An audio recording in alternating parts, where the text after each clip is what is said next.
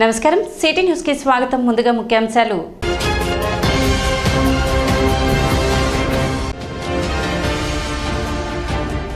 NDA భాగస్వామితో 100 రోజులలో అనేక అభివృద్ధి సంక్షేమ కార్యక్రమాలు పూర్తి చేశాం. మంత్రి నాదెండ్ల మనోహర్ వెల్లడి.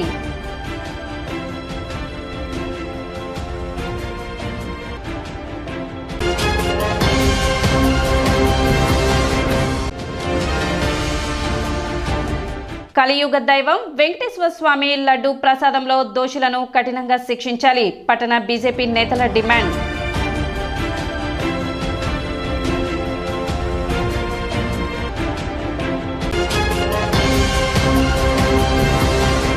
కూటమి ప్రభుత్వం వచ్చి 100 రోజులు పూర్తయిన సందర్భంగా ఎన్డీఏ భాగస్వామితో అనేక కార్యక్రమాలు అభివృద్ధి సంక్షేమంతో పూర్తి చేశామని మంత్రి నాదెండ్ల మనోహర్ తెలిపారు.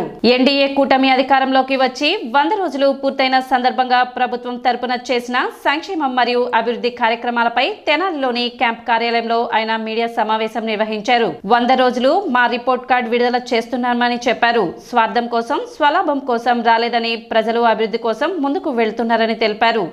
చంద్రబాబు ఆలోచన, పవన్ కొత్త ఆలోచన విధానంతో ముందుకు వెళ్తున్నామని తెలిపారు.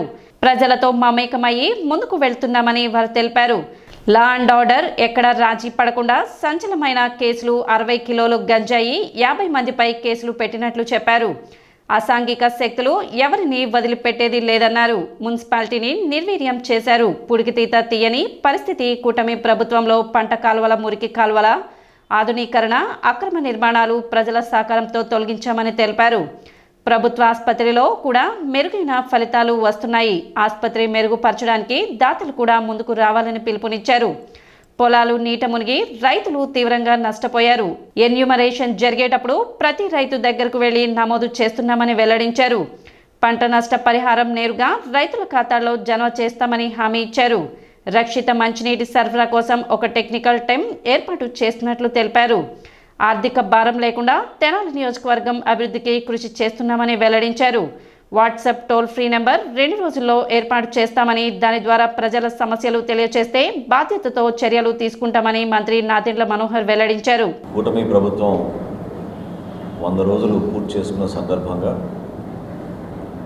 క్షేత్రస్థాయిలో ప్రత్యేకంగా తెనాలి నియోజకవర్గంలో మేమందరం సమిష్టిగా చేసిన అనేక కార్యక్రమాలు,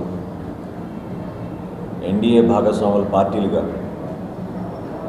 జనసేన, తెలుగుదేశం పార్టీ, భారతీయ జనతా పార్టీ ప్రజలకి మరింత అంకిత భావంతో పనిచేసే విధంగా అనేక కార్యక్రమాలు వారి శ్రేయస్సు కోసం, ఈ ప్రాంత అభివృద్ధి కోసం, సంక్షేమం కోసం చాలా మనస్ఫూర్తిగా మా వంతు మేము కృషి చేశాం.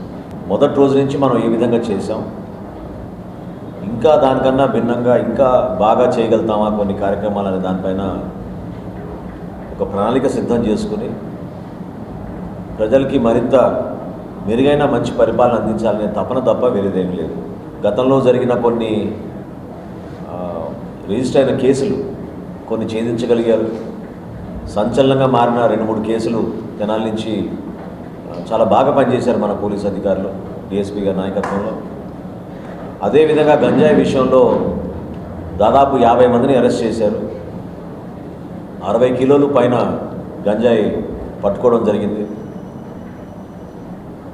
100 రోజుల్లో ఖచ్చితంగా తెనాలిని మనం ప్రక్షాళన చేయాలి గంజాయి విషయంలో అనే పట్టుదలతో చేసిన కార్యక్రమాల్లో ఒక 80% వరకు మాత్రం ఖచ్చితంగా మనం ఆ కార్యక్రమాన్ని విజయవంతం చేయగలిగాం. ఇంకా కొంతమంది ఉన్నారు, కొన్ని ప్రాంతాల్లో తిరుగుతూనే ఉన్నారు వాళ్ళు. ఈరోజు ఉదయం కూడా నేను సమీక్షించినప్పుడు చాలా క్లియర్గా చెప్పాను, ఎట్టి పరిస్థితిలో కూడా ఎవరైతే హ్యాబిచువల్గా అఫెండర్స్ అంటారు, అంటే ప్రతిసారి వీళ్ళే ఈ కార్యక్రమాలు చేస్తూ ఉంటారు క్రైమ్లో, వాళ్ళని మాత్రం వదిలే ప్రసక్తే లేదు. వాళ్ళ ప్రాపర్టీస్ సీజ్ చేయాల్సిన అవసరం ఉంటే చేద్దాం, అంతేగాని తెనాల్లో మాత్రం ఆ ప్రక్షాళన ఖచ్చితంగా 10-15 రోజుల్లోనే మనం ఆ 100% చేరే విధంగా మేము అన్ని విధాలుగా చర్యలు తీసుకుంటాం. ఎంత పెద్ద వర్షం పడినా, 24 సెంటీమీటర్ల వర్షం పడినా ఇబ్బంది లేకుండా ఎప్పటికప్పుడు నీళ్ళు వెళ్ళిపోయేటట్టు తెనాల్లోనే కాదు పరిసర ప్రాంతాల్లో కూడా ఇరిగేషన్ కాలువలన్నీ కూడా మనం పూడికలు తీసాం.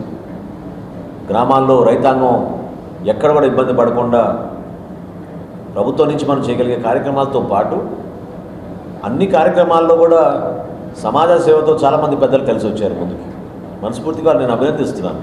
కష్టాల్లో ఉన్నప్పుడు మనం కూడా ప్రజల్ని ఆదుకోవాలనే భావన అందరిలో కలుగుతోంది. అది చాలా మనం స్వాగతించాల్సిన అంశం. మనం రాబోయే రోజుల్లో కొన్ని కార్యక్రమాలు కలిసి చేసుకుందాం. ప్రభుత్వం చేసే కార్యక్రమాల్లో ఇక్కడ ఎవరైతే స్థిరపడ్డారో బాగా వ్యాపారాలు చేసుకుంటున్నారో వాళ్ళందరూ కూడా ఒక అడుగు ముందుకేసి వాళ్ళ వంతు వాళ్ళు కూడా సహాయం అందించే విధంగా రావాలి ముందుకి. తెనాలి ప్రభుత్వ ఆసుపత్రిలో ఉన్న వివిధ విభాగాల్ని అక్కడ ఉన్న పరికరాలు ఈ రోజుల్లో మనకున్న ఆర్థిక ఇబ్బందుల వల్ల పూర్తి స్థాయిలో మనం తీసుకురాలేం. పెద్ద పెద్ద పరికరాలు నేను తీసుకొస్తాను, సిటీ స్కానింగ్ కానివ్వండి, ఇతర అంశాలు కానీ అక్కడ రెగ్యులర్గా జరగాల్సిన కార్యక్రమాలు పేద ప్రజలకి మనం మంచి మెరుగైన వైద్య సేవలు అందించాలన్నప్పుడు తప్పకుండా ఇందులో దాతల సహకారం అవసరం. దాతల గురుపంలే కాకుండా మీరు దాన్ని అడాప్ట్ చేసుకుని కొన్ని విభాగాల్ని మీరు ఒక్కొక్కరు ఐడెంటిఫై చేయగలిగితే తప్పకుండా ఒక మార్పు తీసుకొచ్చి ఒక ఆదర్శవంతమైన హాస్పిటల్గా తెనాలి హాస్పిటల్ని తీర్చిదిద్దుతామని ఈ సందర్భంగా మీకు తెలుపుకుంటున్నాను. కాబట్టి ప్రతి రైతును ఆదుకోవాలనే ఉద్దేశంతో ఎన్యూమరేషన్ జరిగేటప్పుడు ఖచ్చితంగా ఇంటింటికి వెళ్ళి ఎక్కడ పొరపాటు జరగకుండా సుమారు 17,000 ఎకరాలు మనం నష్టపోయాం. ప్రతి రైతును ఆదుకునే విధంగా ఆ నమోదు చేసుకునే విషయంలో పొరపాటు జరగకుండా మొట్టమొదటిసారి ఈ ప్రభుత్వం వచ్చిన తర్వాత కౌలు రైతుని గుర్తించి డైరెక్ట్గా వాళ్ళ అకౌంట్లోకే ఈ నష్టపరిహారం పడే విధంగా ప్రభుత్వం నుంచి ఈ ఎన్డీఏ ప్రభుత్వం నిర్ణయం తీసుకుని మేము ముందుకు వచ్చాం. పవన్ కళ్యాణ్ గారు స్వయంగా 5 కోట్ల రూపాయలు విరాళం ఇచ్చి రాష్ట్ర వ్యాప్తంగా ఎవరైతే ఆత్మహత్య చేసుకున్నారో కౌలు రైతులు వారి కుటుంబాలను ఆదుకోవడానికి మేము జిల్లాల వారీగా మేము పర్యటించి ₹1,00,000 చొప్పున ఆ కుటుంబాలని గతంలో మేము ఆదుకున్నాం. ఈ ఎన్యూమరేషన్ జరిగినప్పుడు ఈ పంట ద్వారా నమోదయ్యే విధంగా ప్రతిరోజు నేను సమీక్షించి అధికారులతోటి వాళ్ళందరికీ కూడా న్యాయం జరిగే విధంగా మనం చేసాం. దాదాపు 97% నమోదైంది, మనకి ఎక్కడ పొరపాటు లేకుండా. 25వ తారీఖు నుంచి ఎప్పుడైతే నిధులు విడుదల చేసి వీళ్ళందరి ఖాతాలకు డబ్బులు చెల్లిస్తామో వాళ్ళందరికీ నష్టపరిహారం కొంతవరకు వాళ్ళకి ఆ వెసులుబాటు చేసే విధంగా మేము ముందుకెళ్తున్నాం. గుంటూరులో ఉన్న పబ్లిక్ హెల్త్ డిపార్ట్మెంట్ అధికారులు మన మున్సిపల్ అధికారులని సమాయత్తం చేసి కొత్తగా మన మున్సిపాలిటీలో ఒక టెక్నికల్ టీము కేవలం మంచినీటి సరఫరా గురించి ఏర్పాటు చేయబోతున్నాం. దీని ద్వారా ప్రతిరోజు పర్యవేక్షించుకుని ఎక్కడ కూడా పొరపాటు లేకుండా కొత్తగా పైప్ లైన్లు వేసుకుని ప్రతి ఇంటికి కూడా నీటి సరఫరా చేసే విధంగా సిద్ధమవుతున్నాం.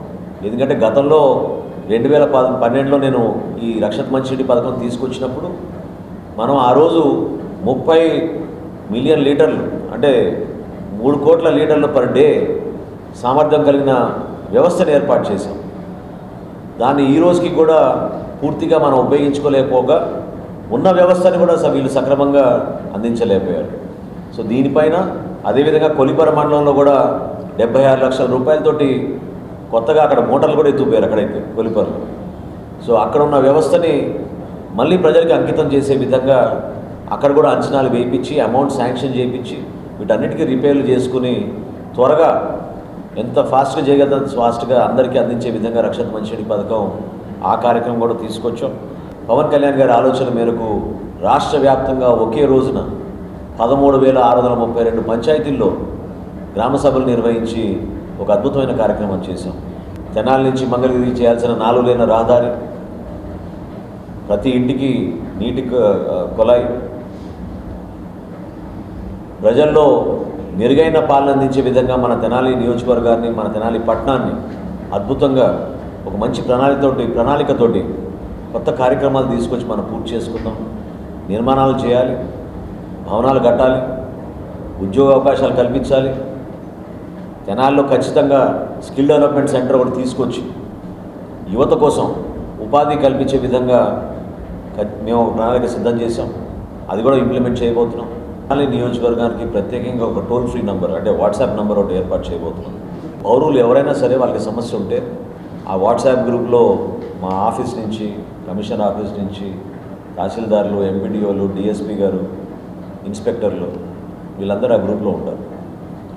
సో ఎటువంటి సమస్య వచ్చినా ప్రత్యేకంగా మీరు ఇందాక అన్నట్టు ఇంకా కొన్ని కాలనీల్లో గంజాయి సరఫరా జరుగుతుంది, కొంతమంది ఆ వ్యాపారం చేస్తున్నారనే సమాచారం మీకు ఉంటే దయచేసి మీరు ఆ ఇన్ఫర్మేషన్ షేర్ చేయండి. 2-3 రోజుల్లోనే ఆ వాట్సాప్ నంబర్ ప్రజలకు తెలిసే విధంగా మేము ప్రారంభిస్తాం. కలియుగ దైవం వెంకటేశ్వర స్వామి లడ్డు ప్రసాదంలో దోషులను కఠినంగా శిక్షించాలని పట్టణ బీజేపీ నేతలు డిమాండ్ చేశారు. సాక్షాత్తు రాష్ట్ర ముఖ్యమంత్రి లడ్డూ ప్రసాద విషయంలో కల్తీ జరిగిందంటూ మాట్లాడారు కాబట్టి దీనిపై సమగ్ర దర్యాప్తు చేపట్టి దోషులను శిక్షించాలని వారు డిమాండ్ చేశారు. దేవాలయాలను వాటికి సంబంధించిన బోర్డులకు అప్పగించాలని ఉప ముఖ్యమంత్రి పవన్ కళ్యాణ్ మాట్లాడారని, తదనుగుణంగా చర్యలు తీసుకొని దేవాలయాలను రాజకీయ పునరావాసాలు కాకుండా చేసి సనాతన ధర్మాన్ని పాటించే వారికి అప్పగించాలని బీజేపీ నేతలు కోరారు.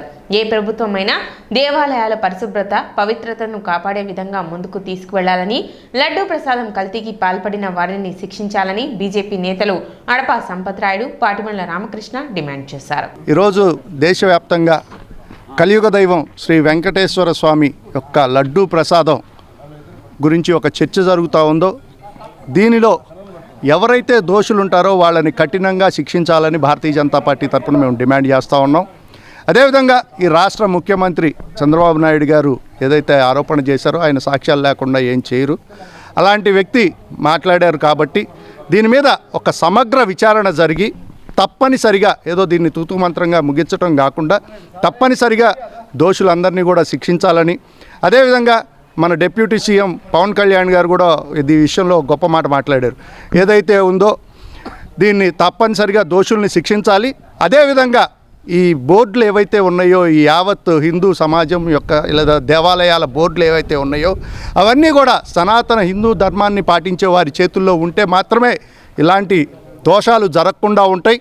అదేవిధంగా రాజకీయ నాయకులు ఈ హిందూ దేవాలయాలని పునరావాస కేంద్రాలుగా కాకుండా అన్ని రాజకీయ పార్టీలకి కూడా ఈ సందర్భంగా విజ్ఞప్తి చేస్తూ ఉన్నాం. ఈ బోర్డులు ఏవైతే ఉన్నాయో ఈ దేవాలయాల బోర్డులు రాజకీయ పునరావాస కేంద్రాలు కాకుండా హిందూ ధర్మాన్ని, అదేవిధంగా భక్తులకు దైవాన్ని చక్కగా సందర్శించేందుకు వీలుగా ఇవన్నీ కూడా సనాతన ధర్మాన్ని పాటించే వారి చేతుల్లో ఇవ్వాల్సిందిగా కూడా మేము డిమాండ్ చేస్తూ ఉన్నాం. యావత్ ప్రపంచం కూడా ఒక్కసారిగా దిగ్భ్రాంతికి గురైన సంఘటన తిరుమల తిరుపతి దేవస్థానంలో అపవిత్రమైన కార్యక్రమం జరిగిందని రాష్ట్ర ముఖ్యమంత్రి చంద్రబాబు నాయుడు గారు చెప్పటం, యావత్ భక్తులందరి మనోభావాలన్నీ కూడా ఒక్కసారిగా కళావికలమైపోయినాయి. నూనె మీద కానీ ఆ నేతి మీద కానీ సమగ్ర దర్యాప్తు జరిపించడంతో పాటు ఈ జరిగిన అపచారానికి సంప్రోక్షణ కూడా చేయాల్సిన బాధ్యత కూడా ఉంది. ఎందుకంటే ఈ రోజున కూడా ఆ దేవుడి యొక్క కృపతోనే మనమందరం కూడా ముందు నడుస్తున్నాం.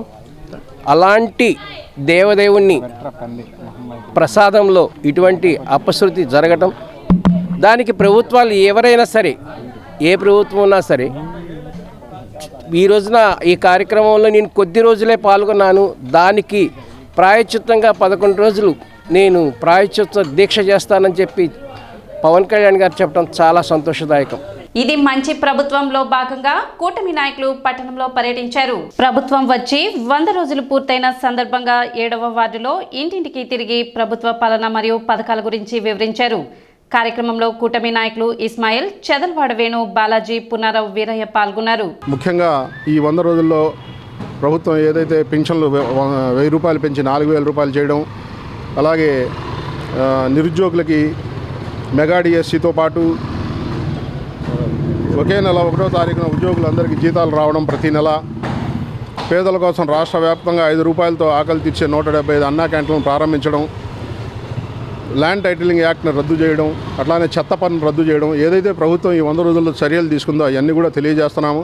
అలాగే రాబోయే రోజుల్లో మేము అమలు చేయాల్సిన హామీలు, పెండింగ్ హామీలు ఏమైతే ఉన్నాయో వాటిని కూడా సమయానుకూలంగా సందర్భాన్ని బట్టి ఎట్లా అయితే ఆర్థిక పరిస్థితులను చూసుకొని అమలు చేయగలుగుతామో అవి కూడా వివరిస్తూ ప్రతి ఒక్కరికి కూడా గడప గడపకు వెళ్ళి ఈ విషయాలను తెలియజేయడం జరిగింది. ప్రజలు కూడా చాలా ఇంటింటికి వెళ్ళి ఈ విషయాలను తెలియజేయడం జరిగింది. ఇప్పుడు ఒక చిన్న విరామం.